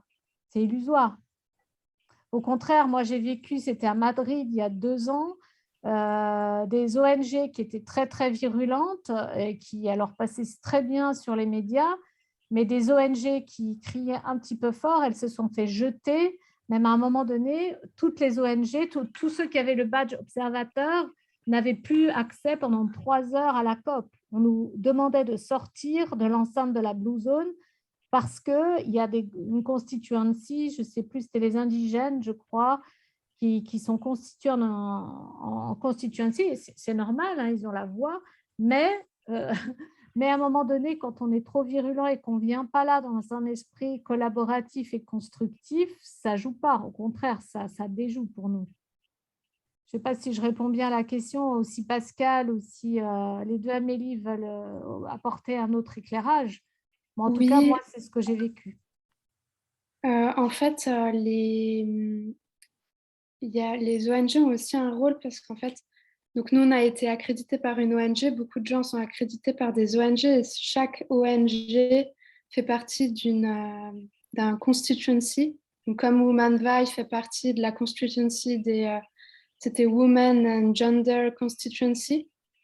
Et donc, des constituencies, il y a le groupe des jeunes, le groupe des femmes, le groupe des indigènes, etc. Il y en a 9, si je ne me trompe pas. Et chaque constituency a un siège, en fait, pendant les négociations et peut intervenir et a des revendications. Donc, il y a quand même un lien et le secrétariat doit, pendant la COP, et tout au long de l'année, rencontrer les différentes constituencies pour qu'elles soient intégrées dans les négociations. Plus, comme l'a dit Yvette, à travers les médias aussi, il y a tout un rôle de communication des ONG.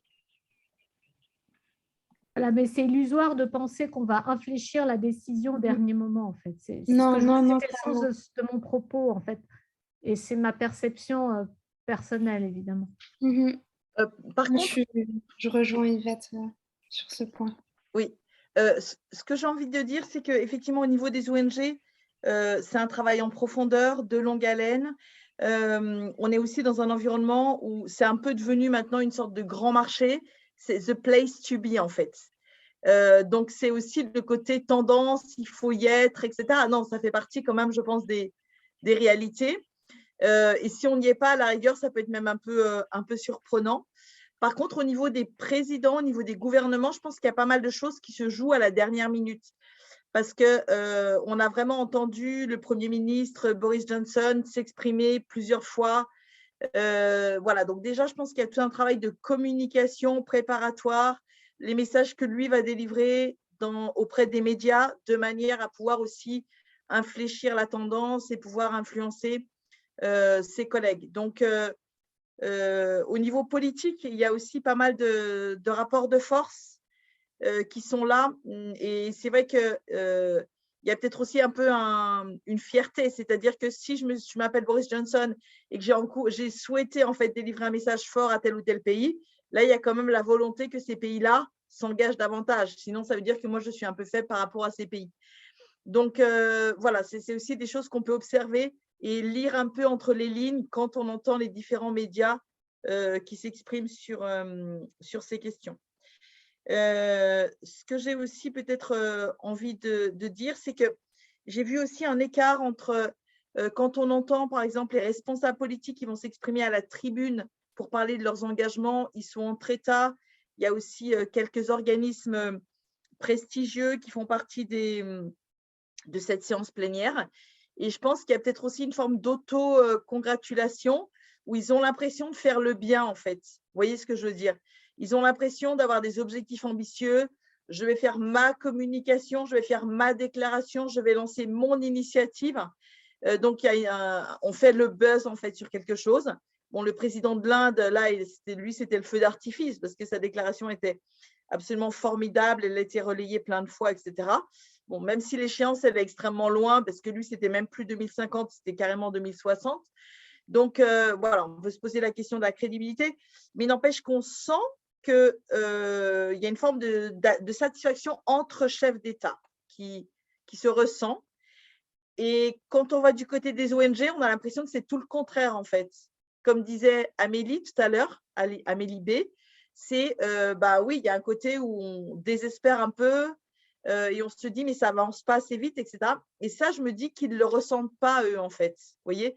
Donc même si on est dans le même environnement, dans le même espace, il y a une forme d'opacité entre ce que les uns et les autres peuvent ressentir par rapport aux attentes respectives. Et voilà, donc ça veut aussi dire qu'il faut qu'il y ait plus de contact direct entre des chefs d'État et des ONG, voilà, un dialogue franc. Comment les jeunes peuvent aussi s'adresser aux représentants gouvernementaux pour que ce ressenti, en fait, qui est très prégnant, en fait, quand on est là-bas à la COP, eh bien, puisse aussi se ressentir au niveau des décideurs, en fait, du monde entier. Et le fait que Joe Biden, par exemple, vienne à la COP avec 80 blindés pour faire 20 minutes de route pour aller jusqu'à la COP, vous voyez, ça fait partie des incohérences totales. On a beaucoup parlé du billet d'avion de telle ou telle personnalité, justement de Boris Johnson entre Londres et Glasgow, mais en tout cas, au niveau des États-Unis, c'est 1000 fois pire.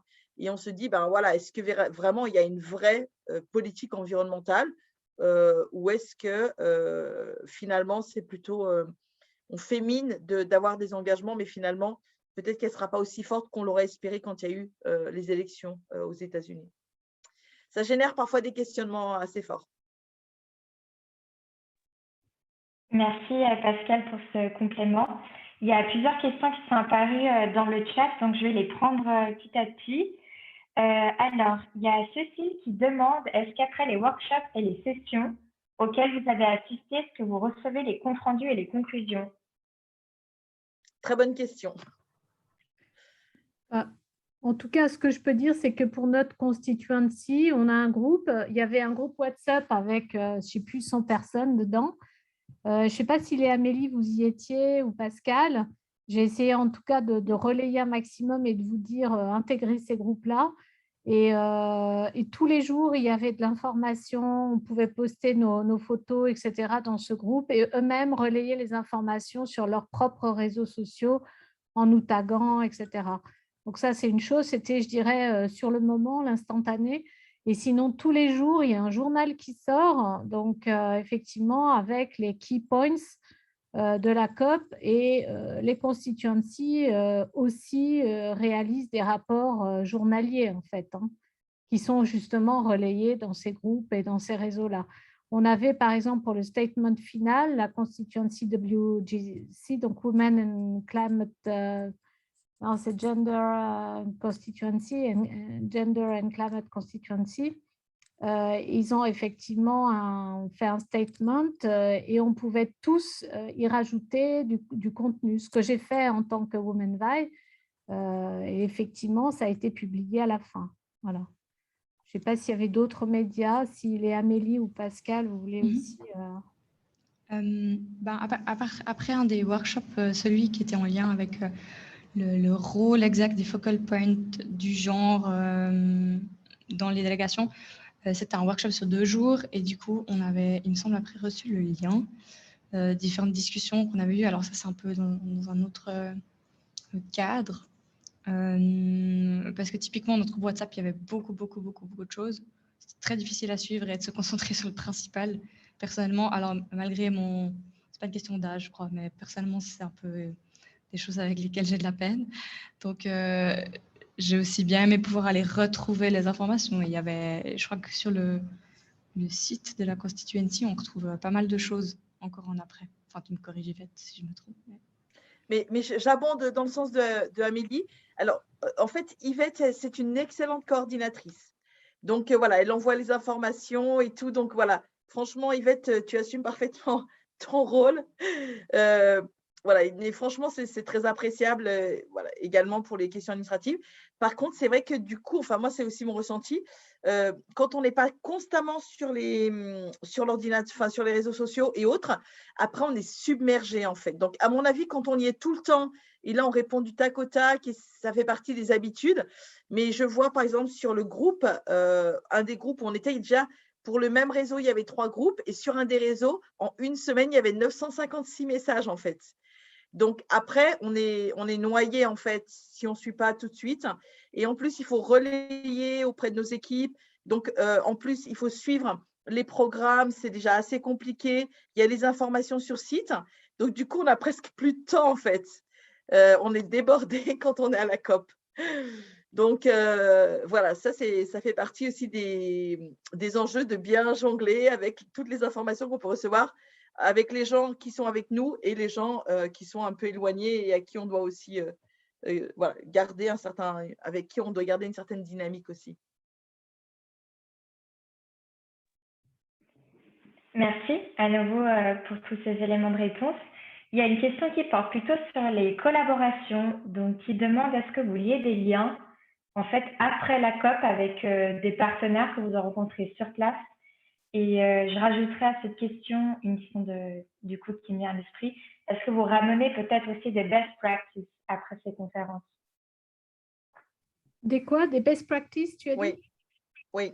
En fait, alors moi, je peux parler pour WomenVi parce qu'effectivement, c'est un terrain privilégié pour louer des partenariats. Et donc, concrètement, nous, WomenVi, on organise des WomenVi Academy. On parle comme ça des ateliers pour les jeunes filles et les femmes qui veulent se lancer dans les TIC, enfin les solutions technologiques dans le domaine de l'environnement, que ce soit l'agriculture ou l'éducation, enfin tout ce qui est autour des SDGs quelque part, etc., l'alimentation, tout ça. Et on focalise plus sur les pays les moins avancés. Donc, il se trouve qu'à Madrid, en 2019, on avait lié des contacts avec un des conseillers du ministre de l'Environnement, d'ailleurs, que Pascal connaît. C'était une coïncidence, enfin pas tant que ça, puisqu'on est sur les mêmes champs. Mais l'ONG Rosidet Environnement, après, est devenu un partenaire de WomenVi. On a organisé une académie avec une vingtaine de jeunes femmes entrepreneurs dans ces domaines-là. Cette année, on va tenter d'organiser une WomenVi Academy au Togo avec une ONG qu'on a rencontrée là-bas, c'est les jeunes écologistes ou les jeunes verts, quelque chose comme ça, qu'on a rencontré à Glasgow. Donc oui, en fait, concrètement, c'est le but aussi. Vous y allez avec votre ONG et puis les gens qui sont là-bas sont intéressés à ce que vous faites. Et en théorie, si vous êtes là-bas, c'est que vous avez à peu près des buts complémentaires, si ce n'est identiques. Donc la logique fait que oui, vous allez nécessairement essayer de trouver des partenaires là-bas, quoi. Oui. J'ai envie peut-être aussi de dire quelque chose, Yvette, c'est qu'effectivement, ce partenaire dont tu parles, c'est une personne que j'ai rencontrée à la COP de Madrid et avec qui on a écrit un livre ensuite. Donc voilà, après, c'est vrai qu'il y a eu des synergies qui se sont créées. Moi, j'ai posé la question parfois à des secrétaires de séance en disant, mais quand vous parlez en fait de toutes ces mesures pour l'adaptation climatique, l'atténuation, etc., comment une collectivité locale peut savoir comment elle peut agir concrètement pour mettre en place en fait vos objectifs? Et je sais qu'une des personnes m'avait dit, mais la COP sur les actions concrètes, c'était la COP de Marrakech. Et il m'a dit, allez voir sur le site de la COP de Marrakech. Et j'ai été voir, évidemment, et il n'y avait rien. Donc, pour moi, ça fait partie des déficits majeurs. Et c'est aussi pour ça que, du coup, le livre, il s'appelle « Agir pour un monde durable ». Voilà. Et donc, avec des exemples d'actions pour les collectivités et pour les entreprises, parce que je trouve qu'il y a une forme d'opacité. OK, on connaît les 2-3 grandes choses, mais ce n'est pas si évident que ça pour les acteurs de savoir comment contribuer concrètement. Donc, ça fait partie des retours positifs, en fait. Merci. Alors, on arrive gentiment au bout de cette conférence, donc je vais prendre la dernière question qui porte cette fois-ci sur les médias et qui demande est-ce que les images chocs et les messages alarmistes ne seraient pas contre-productifs de nos jours pour donner envie d'agir? Ah.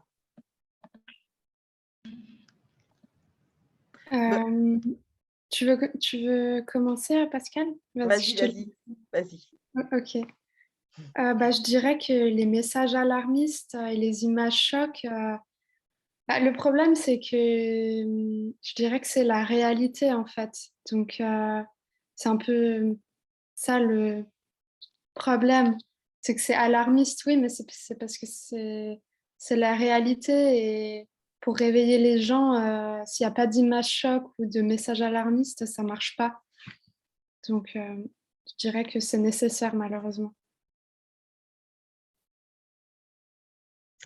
Alors, ce que j'ai aussi envie de dire, c'est que oui, c'est important de pouvoir créer les prises de conscience pour l'urgence d'agir. Et ce film-là que vous avez projeté, franchement, il est extraordinaire parce que c'est vraiment la synthèse de toutes les problématiques d'une manière générale. Voilà, donc je vais aussi continuer à le relayer. Donc, c'est nécessaire, mais par contre, comme le dirait Patrick Vivray, il a participé à un des colloques qu'on a organisé à l'Assemblée nationale au mois de décembre sur le thème l'agenda 2030 au cœur des territoires. Et Patrick Vivray dit il faut absolument une métamorphose créative. C'est-à-dire qu'à un moment donné, il faut que les gens aient envie d'agir. Donc, ce n'est pas uniquement sous la contrainte qu'on va agir. Au contraire, ça peut inhiber l'action. C'est-à-dire, oui, on ne va jamais y arriver. Dans tous les cas, à quoi ça sert d'essayer de faire quelque chose, puisque dans tous les cas, ça ne marchera jamais. Voilà, donc il faut aussi comprendre le fonctionnement du cerveau. Il y a un livre aussi de Stéphane Boer qui dit « Pourquoi est-ce que notre cerveau nous encourage à détruire la planète ?» Donc, c'est ça, à un moment donné, il y a un inversement à opérer et faire en sorte qu'on puisse être dans l'envie, la coopération, les synergies positives et que les acteurs, ils trouvent vraiment leur compte dans l'action et que ce soit quelque chose d'enthousiasmant. Donc, c'est pour ça aussi qu'il y a certaines initiatives encourageant des collectivités ou des communautés qui ont pu s'organiser, avoir des résultats. Et là, effectivement, c'est quelque chose qui peut donner envie d'agir. Voilà, mais on sait aussi que les bonnes pratiques, ce n'est pas ce qui suffit pour que d'autres acteurs s'engagent. Mais en tout cas, cette métamorphose positive et créative, moi, j'y crois vraiment. Couplée avec quelques messages d'urgence. Je vais aussi réagir si j'ose ce qui a été dit. Après, je vous laisse le mot de la fin. Mais, je pense qu'il faut un peu des deux. Je pense qu'effectivement, c'est important de continuer à alarmer parce qu'apparemment, on n'a pas compris le message depuis les années 70-80. Mais d'un autre côté, et là, c'est la petite minute pub, mais vu que c'est Sylvie qui a posé la question, ça fait rire.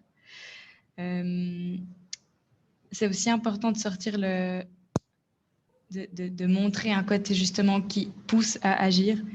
Et c'est notamment ce qu'on essaie de faire avec le festival du film vert. Et comme c'est pas commercial, je me permets d'en parler là, parce qu'on cherche vraiment à essayer de mettre la lumière sur ce qui se passe sans continuer à avoir un effet moralisateur, mais plutôt à inviter au débat. Et on a souvent des intervenants qui participent à la suite des films, notamment avec le cas du film Erreur ordinaire, avec Sylvie qui nous sera notre invitée. Tu pourras peut-être dire quelque chose après. Donc, je pense que c'est important d'avoir les deux pour justement parler aux deux côtés du cerveau et puis avoir peut-être l'électrochoc, mais quand même se dire bon, puis maintenant je fais quoi, et pas tomber dans l'éco-anxiété, en fait. Voilà. Ouais, ben merci Amélie, parce que justement, je voulais vraiment qu'on reste sur une note positive. Notre planète, il faut la sauver, mais il faut qu'il y ait des gens qui puissent la sauver et qui y croient encore. On a vu avec Covid, en plus avec la guerre, l'Ukraine, là, que les jeunes, surtout, enfin tout le monde, hein, mais les jeunes autour de nous vivent dans ce que tu viens de dire, l'éco-anxiété, l'anxiété totale et tout court. Donc, je crois qu'il faut vraiment, oui, les messages choquent, on peut en faire un peu, mais ce n'est pas la peine non plus.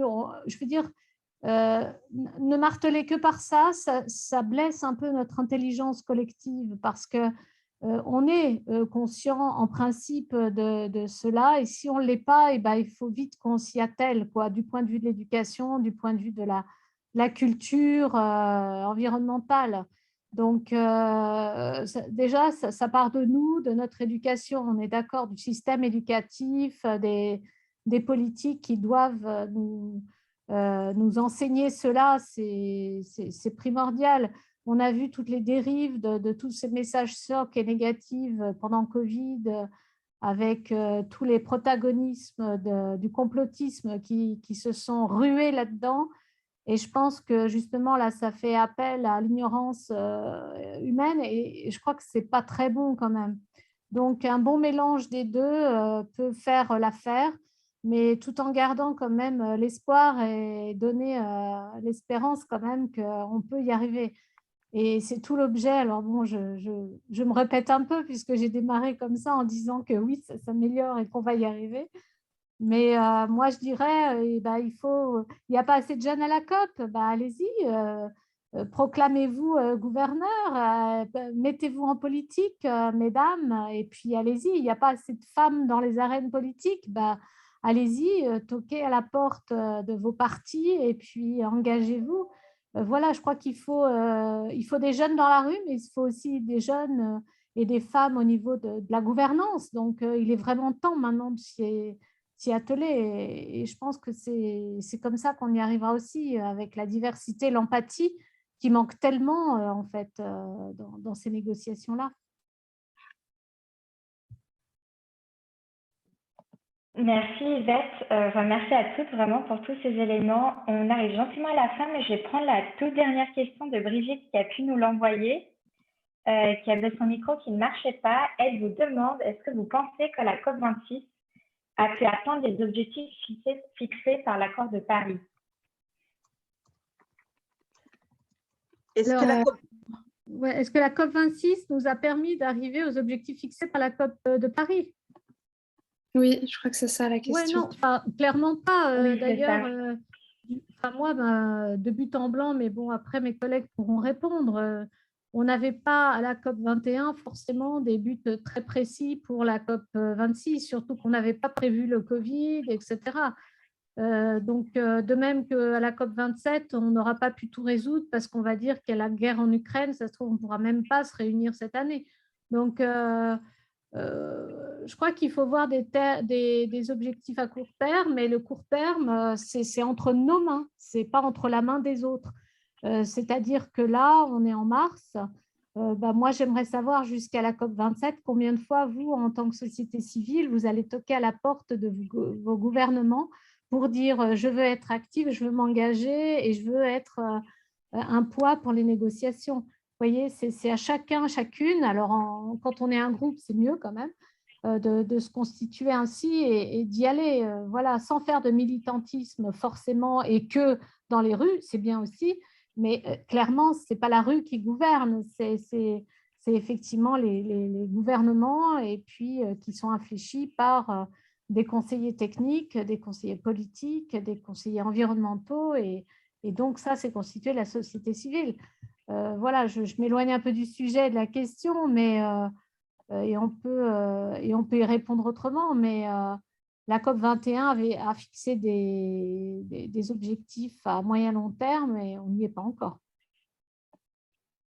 Moi, je voulais aussi rebondir sur ça en disant que moi, de ce que j'avais lu, c'était qu'aucun pays, mis à part quelques pays de l'Est, ont réussi à réduire leurs émissions et atteindre leurs objectifs climatiques en 2021. Donc, je ne sais plus exactement quel pays, mais il me semble que c'est Bulgarie et Moldavie. Je crois qu'il y a un groupe de pays qui ont réussi à atteindre leurs objectifs, mais tous les autres n'ont pas du tout réussi.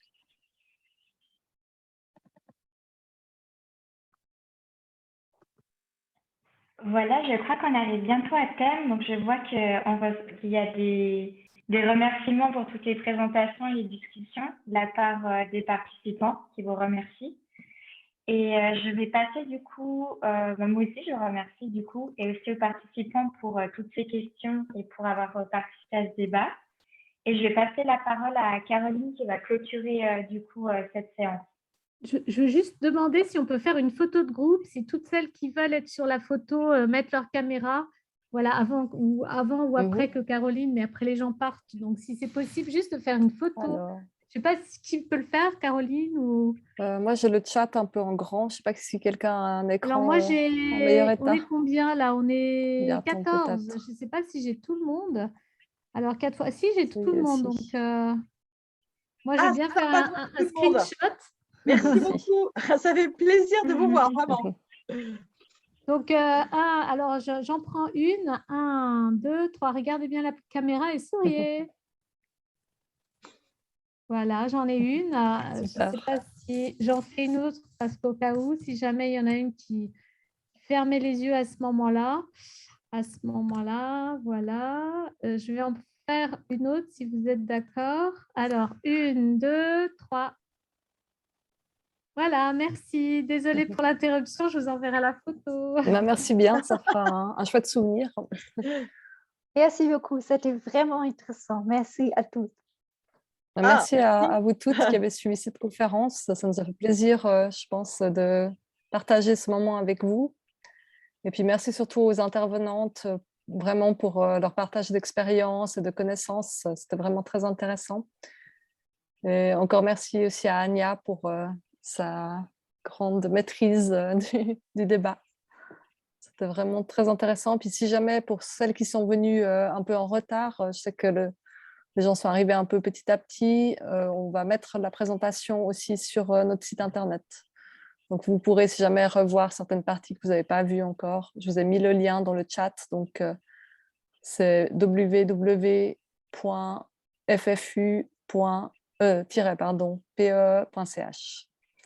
Donc voilà, n'hésitez pas. Et puis encore un grand merci et puis une bonne soirée à toutes. Et puis à bientôt à la COP27. Oui. Merci beaucoup pour l'organisation. C'est très bien de faire ces restitutions collectives, vraiment, et de partager les dessus et les dessous de la COP. À bientôt. Bonne soirée. Merci, bonne soirée. Au revoir. Bonne soirée. Au revoir.